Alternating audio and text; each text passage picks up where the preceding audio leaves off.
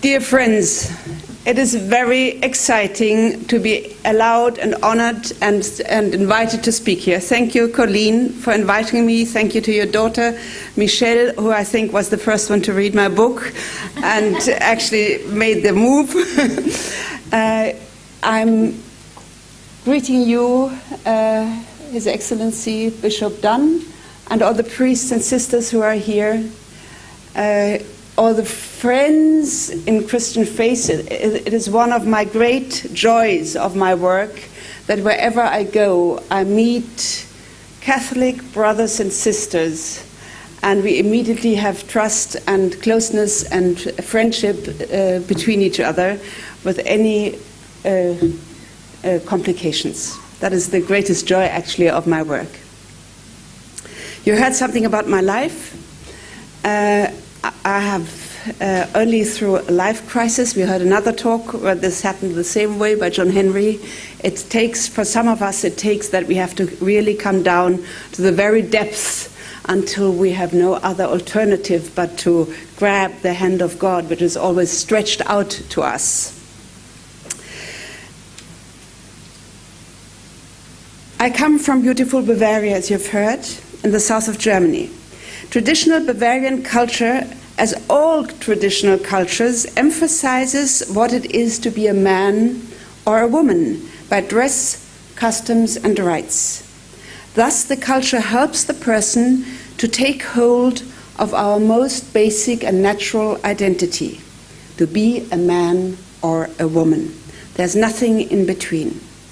The program of life is to grow up, to mature into manhood and womanhood, found a family, become fathers and mothers, maybe biologically or maybe spiritually, as many in this room, and care for the well-being of our children and our society. To fulfill this program of life successfully does not happen by itself, and it is not easy. God has created us with free will. We are not bound by instinct as the rest of creatures of this earth. We can do good and we can do evil. The problem is, to do good is demanding, to do evil seems easy. Freedom is essential for us. We abhor people or systems of power that strangle our freedom because it violates our dignity. But do we have total freedom? Can everybody do what he wants? Or is there an order of creation, an ecology of man that we have to respect if we don't want to destroy our planet and ourselves?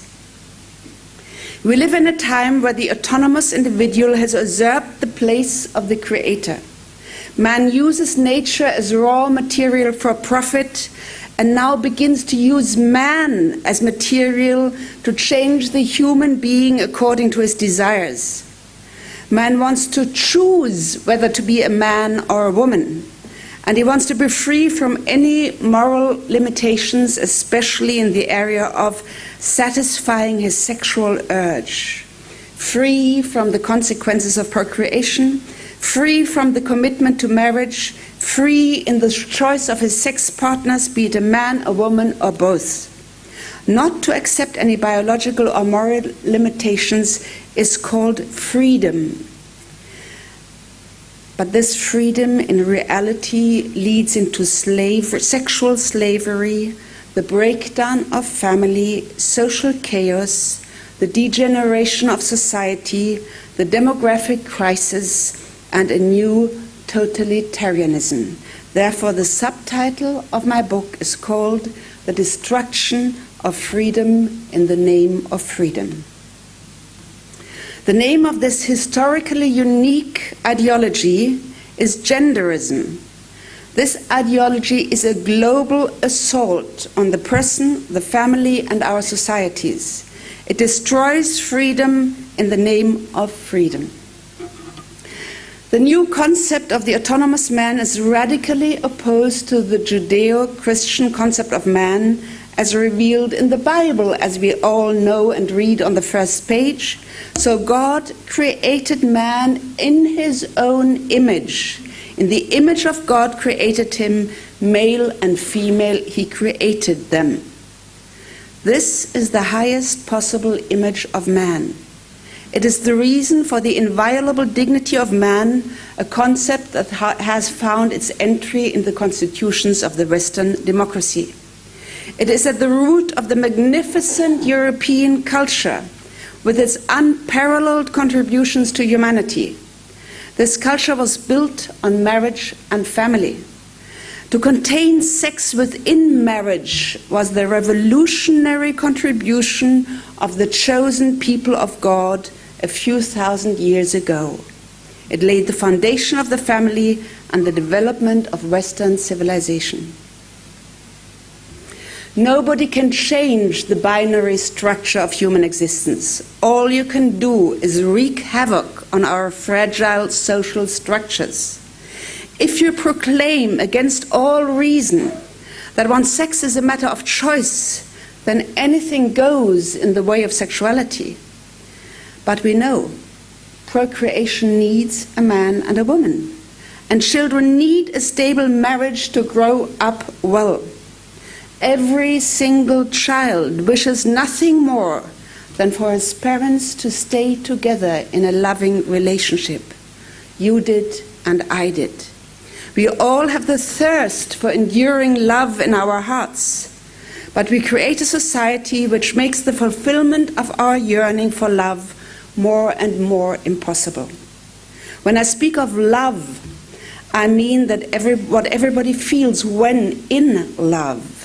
You and only you and you forever. Should we throw this ideal away just because it is difficult to live up to it? No Olympic medals because it is difficult to get them? Is there anything worthwhile in life which is not difficult? Most of you have been born into this hyper-sexualized society, and with joy I see that there are so many young people in this room. So you take it for normal, like a fish that only knows polluted water and has not experienced sparkling blue water full of oxygen. Let me tell something about the very recent history, how all this came about. When I grew up, divorce was rare.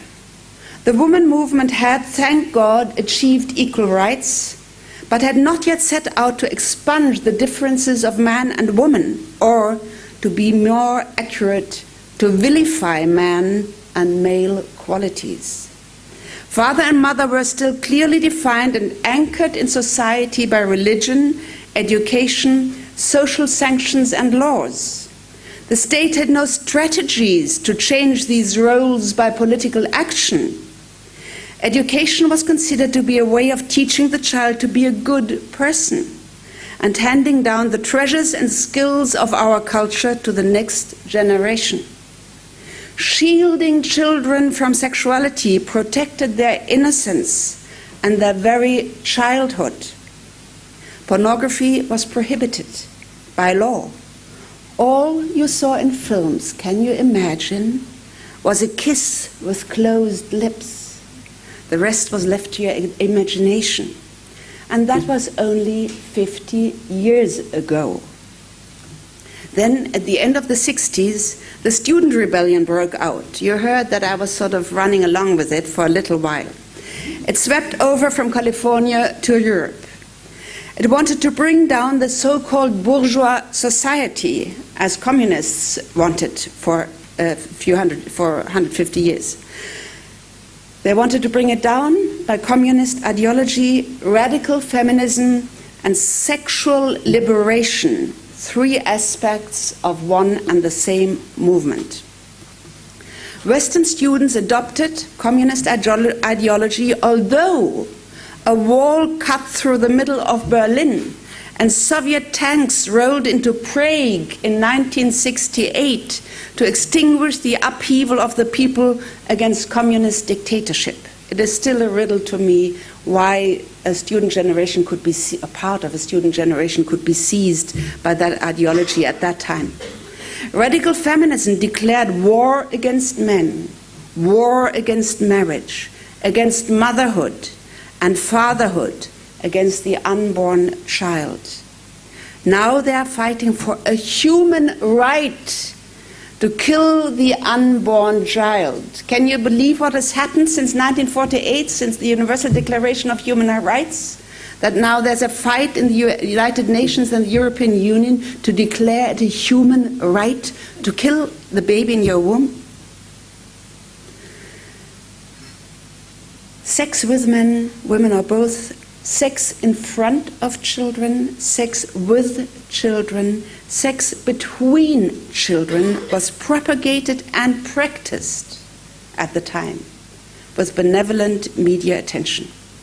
During the next decades, these students started their march through the institutions and became the governing elite in all areas of society: university, education, politics, judiciary, media.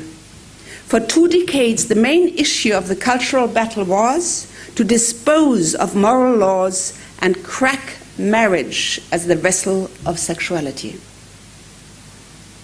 Then in the 1990s, the sexual revolution took a new turn. The ground was prepared to put the axe to the root of Christian anthropology and all the social institutions that are founded on it, in particular marriage and family.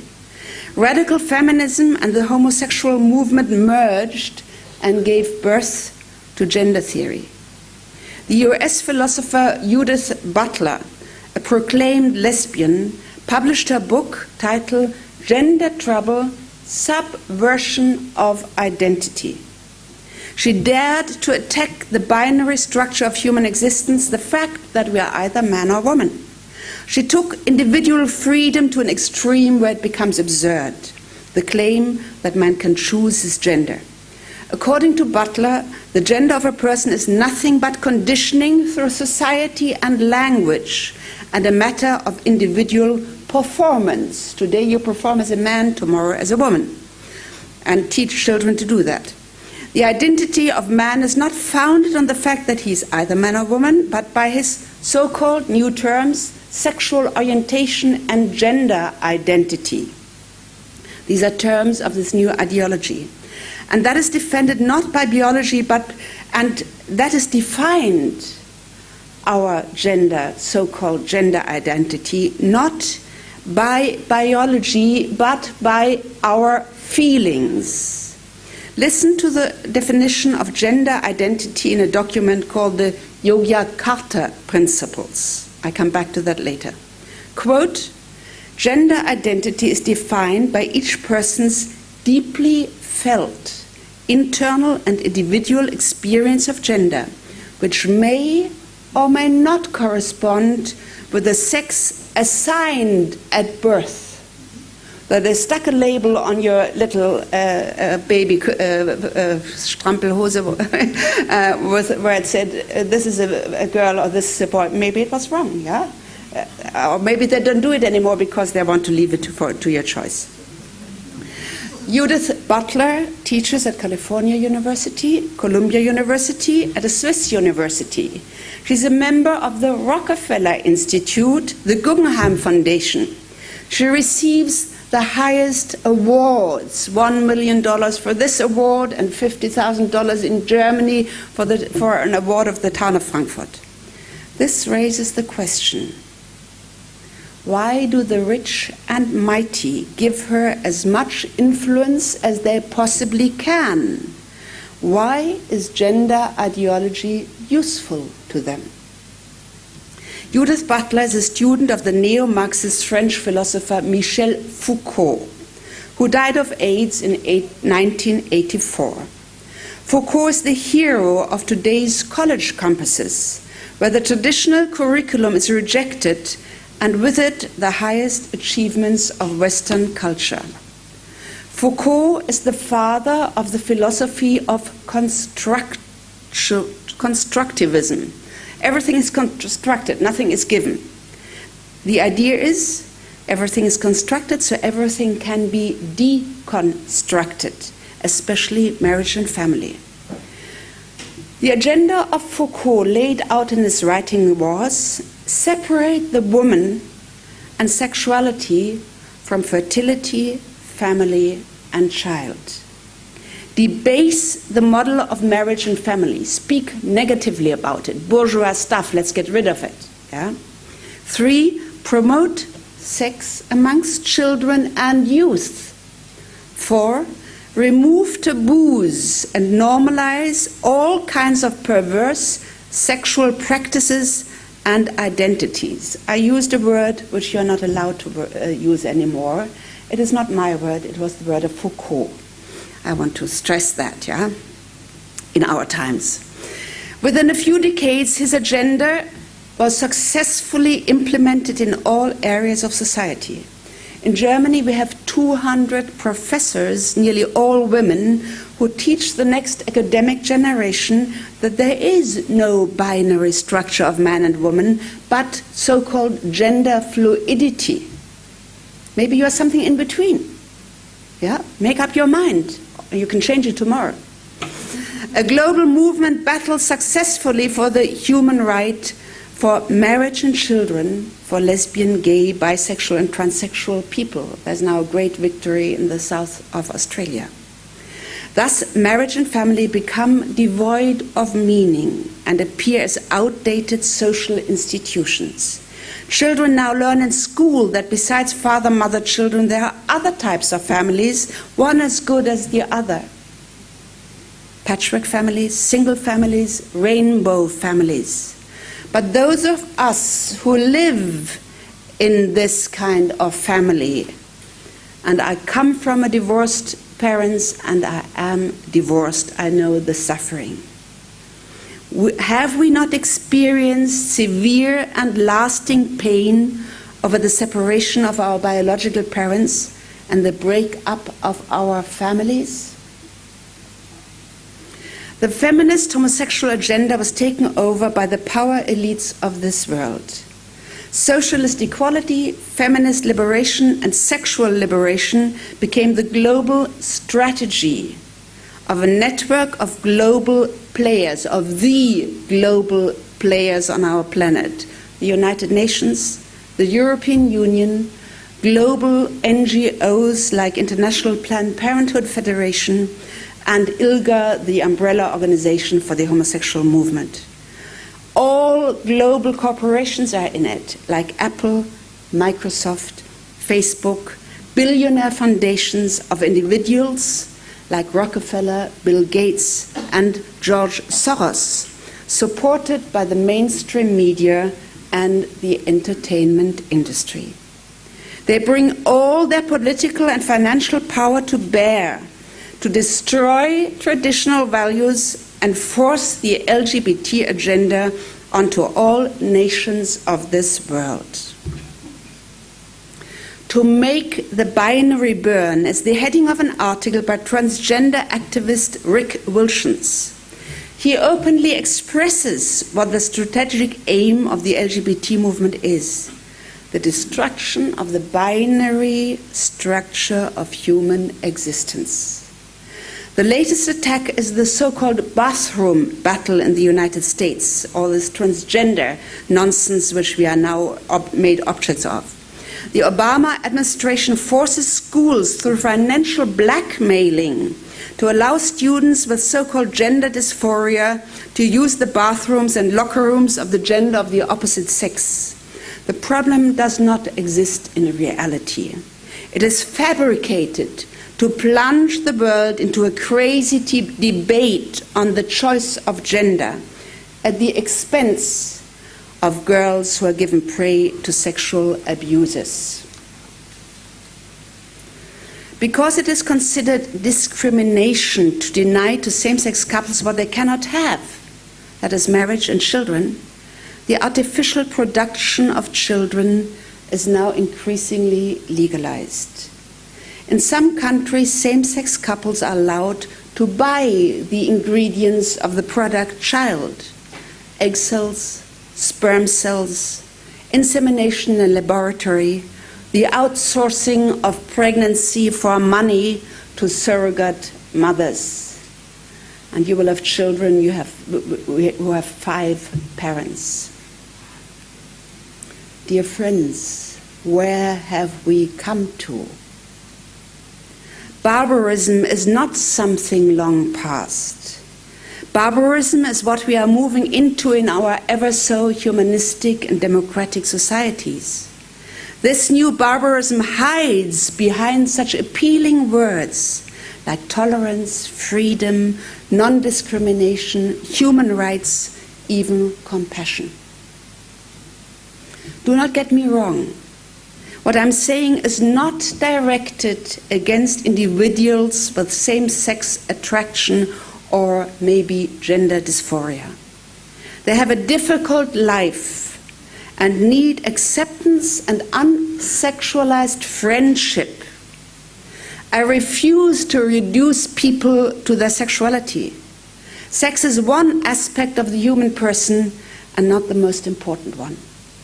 I'm a Christian, and the Lord calls us to love every person. He calls us to the most radical love possible. Love your enemies. Bless those who persecute you. Each one of us is a child of God, however far we have gone astray, and we all have gone astray.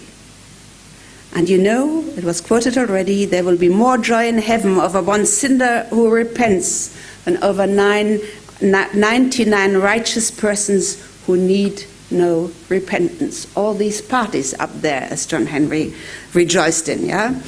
But the problem of our time is that we are no longer allowed to call a sin a sin. In some countries we pay heavy fines or even go to jail for it. Religious freedom is sacrificed on the altar of the idol sex. That is serious, because the path of salvation is obscured. Let us sum up why gender theory is false, unscientific, detached from reality, and full of contradictions. It is 9 points. Gender theory is a direct attack on the Creator and the order of creation. You will not find a single person into gender who is a believer in God. It puts the autonomous individual on the throne of God. The ecological movement demands the respect of nature. Man is part of nature, the crown of nature, in fact, and can only survive if he respects his own nature and the nature around him. Gender theory denies the difference between man and woman, yet we know every single cell of the human body of a man is male and of a woman is female. All sciences concerning the human being prove these differences, especially brain research. The differences complement each other and qualify for motherhood and fatherhood. To deny reality is a denial of reason and truth.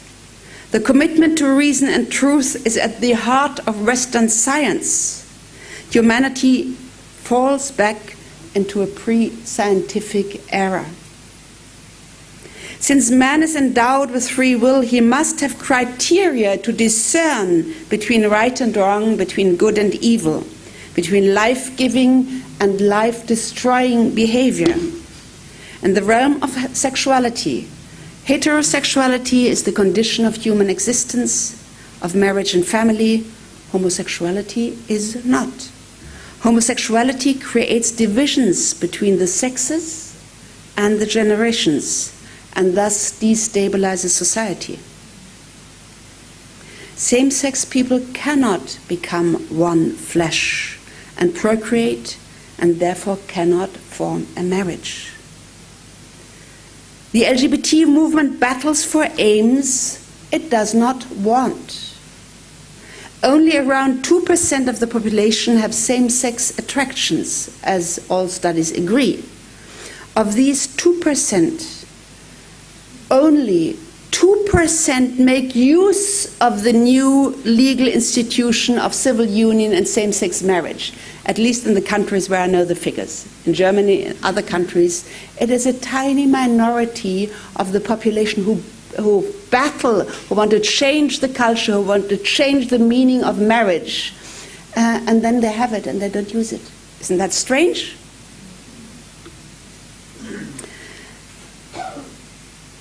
The battle for the so-called human right, we see from that, is a strategic manipulation to destroy marriage and family. If gender identity is a matter of choice and feeling, there should be every kind of support for people who want to change from homosexuality to heterosexuality.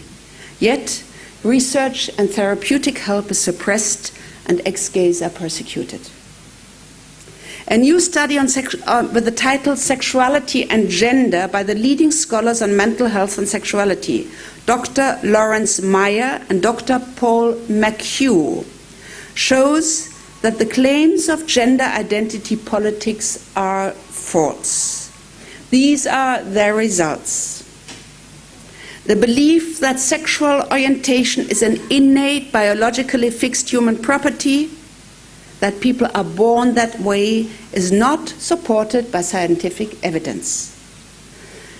And the same applies to gender identity, that this is an innate, fixed human property is not supported by scientific evidence. Only a minority of children who express cross-gender identification will continue to do so into adolescence or adulthood. And non-heterosexual and transgender people have higher rates of mental health problems, anxiety, depression, suicide, as well as behavioral and social problems, substance abuse, intimate partner violence, than the general population. Discrimination alone, it does not account for that disparity. Did you hear all this? It means that the narrative to which we are exposed 24 hours all the time is simply false. It is not true. An ideology that denies reality and the truth of man can only lead into a new totalitarianism. What are the methods of cultural change? Much could be said about the methods of cultural change. To change the fundamental value system, the social structure and basic attitudes of people is a sophisticated process of social engineering on all levels of society. International, national law, change of language, change of school and university curricula, gender training of professionals on all levels, manipulation of studies and statistics, media campaigns, entertainment industry, pornography, subversion of the church. Demonstrations of obscenity in the capitals of this world. And worst of all, and I will speak about this tomorrow, about the sexualization of children in the classroom, the sexualization of children and youth by force of state. I mentioned this document, Yogyakarta Principles, with this definition of gender identity. It was devised in the Indonesian town Yogyakarta in 2017, and it is a blueprint for the totalitarian change of society. It was presented to the world in the UN Palace of Nations to pretend that it was an official UN document, but it is not. Nevertheless, these 29 principles are implemented in the nations of the world step by step. Find it in the internet, you can immediately get it, and you can sort of tick off what has already happened in your own society. Attached is a so-called toolkit with instructions and best practices how to change any given culture.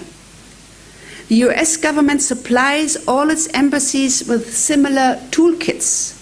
Money flows in abundance from the United Nations, the European Union, national governments, global foundations. Sexual minorities existing in every country are trained, receive funds and organizational support from the UN and EU network, and juridical help. President Obama has appointed Randy Barry as special envoy for LGBT human rights touring the world and pressuring nations to legalize same-sex marriage and transgender rights. If they don't comply, development aid is cancelled or maybe reduced. The Irish former priest Hugh O'Flaherty, who was the man behind the Irish referendum for same-sex marriage, was recently appointed as the new director of the Fundamental Rights Agency of the European Union in Vienna. So you see, they get their people in place. We will see who will be the next General Secretary of the United Nations. So-called human rights is one of the main tickets for the LGBT agenda, but the concept is misused. Human rights were put down in 1948 in the Universal Declaration of Human Rights. Universal meaning that they should be valid always and everywhere and for every human being on this planet. They were put down to be a bulwark against the unspeakable horrors of World War II that sent millions upon millions of people to their death. Now it is a carte blanche for privileges of minorities. Language has a decisive function in the cultural war. For cultural revolutionists, language is not an instrument to communicate truth, but an instrument to manipulate people in order to achieve a certain objective. We haven't got time to go into this in detail. You will find a whole chapter on it in my book. The grammar itself, I know it from German, the grammar itself is changed to make, as they say, women visible in the language, or to wipe out the difference between the sexes altogether. This has taken on absurd dimensions in Germany. Here you see the same principles. Revolutionaries have no respect for what they have received. They have not the nature of a man and a woman, the nature of man or language. We have not invented our language. It is a holy mystery that we can speak, and we have learned our language from our mothers, and we have to honor our language and be very careful how we use it, that it communicates truth. The second level of the change is the out-hollowing of concepts. We already mentioned some of the key concepts that have been hollowed out and filled with new content. Freedom, do what you want. We have done away with moral limitations and have instead new laws that control our thinking, speech, and behavior. Tolerance is a one-way road for accepting the new paradigms of the sexual revolution. It does not apply for Christians. Anti-discrimination laws prohibit distinction between right and wrong, between attitudes and behaviors that create a culture of life and those that create a culture of death. Human rights, I've said it already, have become a label for privileges of minorities. Diversity, the wonderful property of creation, has become a label for the deregulation of sexual standards. Even father and mother are to be eliminated from our language and replaced by parent one and parent two. What will become of a culture that does not honor father and mother? I've described the goals, strategies, networks, and methods of the global sexual cultural revolution. I repeat its premises. There is no such thing as man and woman. Killing is a human right, and moral standards are discrimination. Gender ideology paves the way into a new totalitarianism for two reasons. One, if a society gives up to respect reality and to be guided by reason, the most powerful will define what reality is. And second, the annihilation of moral standards for sexuality destroys marriage and family. This creates social chaos. Social chaos calls for a totalitarian state. Strategic implementation is going on behind the scenes, hidden from the eyes of the demos, the very people who are supposed to legitimate the power in a democracy. New laws have been created to limit the freedom of those who refuse to comply. Anti-discrimination laws, equal treatment laws, laws against hate speech, and bans on so-called homophobia, which is the term is a lie in itself, because there is no fear behind positions which say there's a danger in this movement. Basic democratic freedoms at stake: freedom of religion, freedom of conscience, freedom of speech, freedom of parents to educate their own children according to their values, freedom of therapy, freedom of scientific research, freedom of business. We have all heard of bakerists, florists, midwives, and preachers who were forced to quit their business or their profession because they obeyed their own conscience. But there are many more social mechanisms to ensure that people like you and me speak and think and behave politically correct. Social ostracism, name-calling and stigmatizing instead of rational debate, exclusion from public discourse, denial of employment and career, job dismissal, media campaigns, it's called in the social networks shitstorms, disruption of events, physical violence. I can give you examples for all of that from my own experience. The pressing question is, why is all this happening? In whose interest is it? Cui bono is the Latin phrase. Who profits from it? What we see happening is the destruction of everything that gives identity to a person and thus makes him strong. Religion, family, nation. It would be foolish to believe that the destruction of identity is an unwanted side effect of politics and strategies that aim at the common good. Even the concept of common good as the orientation point of political action has disappeared from the public discourse. We have seen that the rich and powerful push this agenda globally in every single nation of this earth. We know that the gulf between the rich and the poor is constantly increasing. Fewer and fewer people own more and more of the world's riches. Let's face it, the destruction of identity is what the governing elites of this world want. The United Nations, the European Union, the billionaires and their foundations, the global corporations, the global NGOs, in short, the global network of governance. Why do they want it? Because these politics reduce world population and create uprooted individuals that are occupied with consumption, sex, and survival. They can be manipulated and controlled. They are unable to stand up against the powerful. Thus, the way is paved to a new world order. This sounds like conspiracy theory. To call something conspiracy theory means to stigmatize the view and the person who puts it forward. If there was a conspiracy, wouldn't that be the ultimate trick?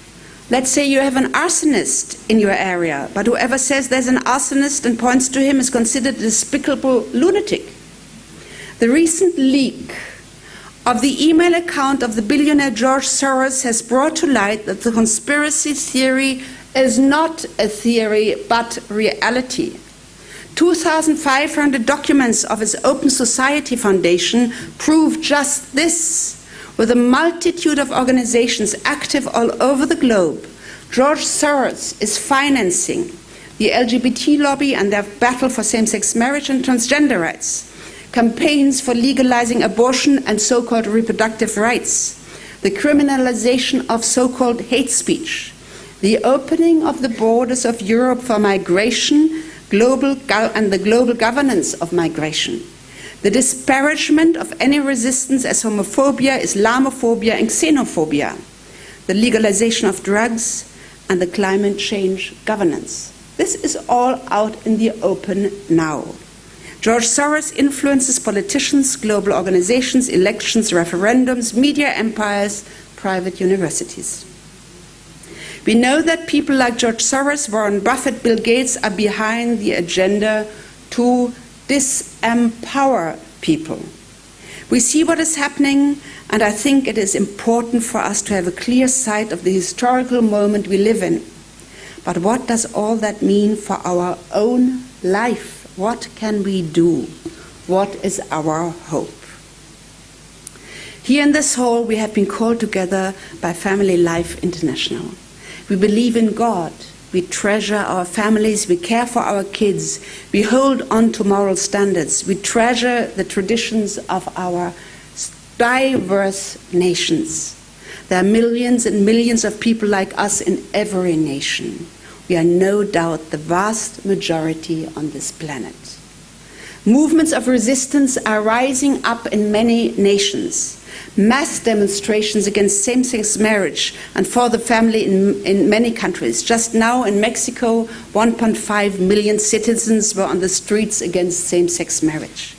Successful referendums to define marriage in the Constitution as the union between one man and one woman. Changes in government from socialist to conservative, like in Hungary and in Poland. Mobbed and bullied by the media, it is just unbelievable. Persistent resistance in the United Nations and the European Union by conservative representatives of the nations and by NGOs. Internet platforms that give us new possibilities of resistance and mass organizations. I want to mention LifeSide News, which is doing such a great service to humanity.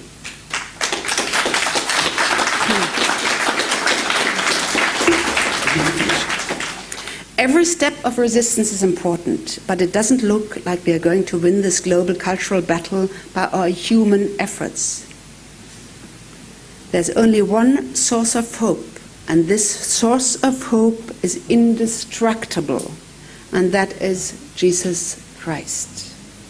It is unfashionable to say that. If you want to have any influence at all, hide your faith, we are told. But I cannot be silent, because I have nothing else to tell you. Yesterday we were presented with a wonderful welcoming dinner by the Community of Divine Mercy. The day before yesterday. The community cares for young people who have experienced the worst of the worst.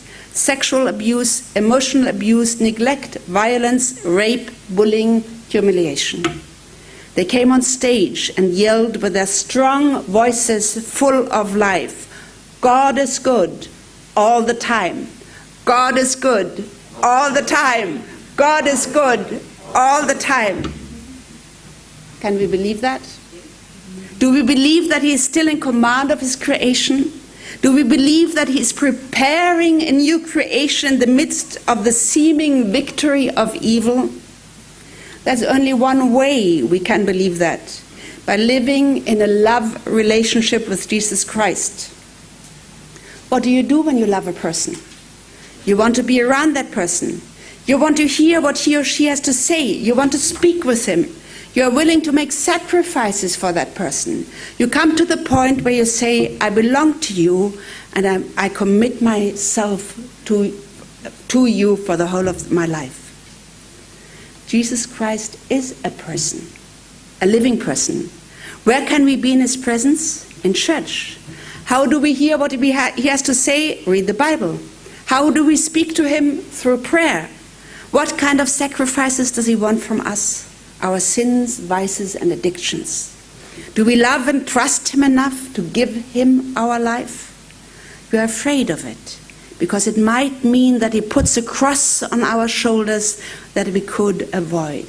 Sister Grace has spoken so beautifully this morning about that. The truth is, the crosses of a life without Jesus are pretty much unbearable. With Jesus, suffering does not disappear, but we can bear it because our life has become meaningful. Jesus says, take my yoke upon you and learn from me, for I am gentle and lowly in heart, and you will find rest for your souls. For my yoke is easy and my burden is light. The enemies of truth and love are strong, but reason, nature, and God are stronger. Thank you for your attention.